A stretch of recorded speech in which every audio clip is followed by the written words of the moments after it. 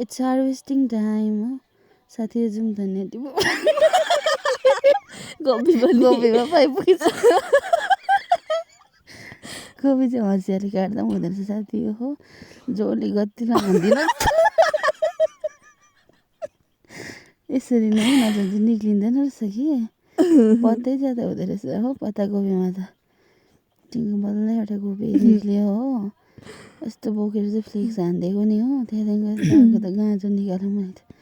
त्यसकी बाजे मुला गाजर त जराइबाट गाडेको रहेछ कि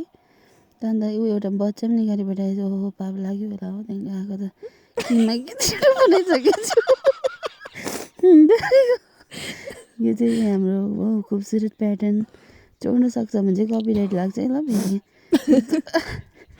यस्तै ह्यान्डसम प्याटर्नमा चाहिँ फेरि हो अन्त चाहिँ बनाइसकेँ हो अन्त सजाएको यसरी तेल चाहिँ अघि लगाएर बाटो भएर तेल लाउनु नभन्नु नि फेरि हो फेरि अर्को पनि लप्पा लप्पा फेरि बनाउनु थाल्यो हो टिक गर्दै डिजाइन हाल्नु चाहिँ टाइम लाग्छ ल साथी हो त्यो चाहिँ अलिक स्पिड गरेर देखाएको कि त्यहाँदेखिको यो भयो ठक्कै राखेँ ठक्कै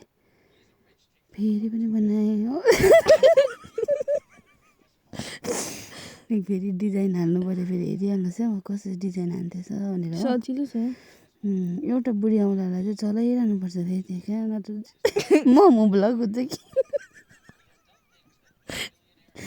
त्यसो गर्दै आधीमा चाहिँ नबसाउनु नि डल्लै बसाएको छैन हामी चाहिँ फेरि क्या उल्टा पुल्टा कि ल हाम्रो मोमो रेडी भयो है हो अर्को सेट पनि एकदम रेडी छ बनाएर अब तत्त खानुपर्छ हो पानी पनि पर्दैछ मोमो खाने मुड त्यही हुने होइन साथी हो ओके बाई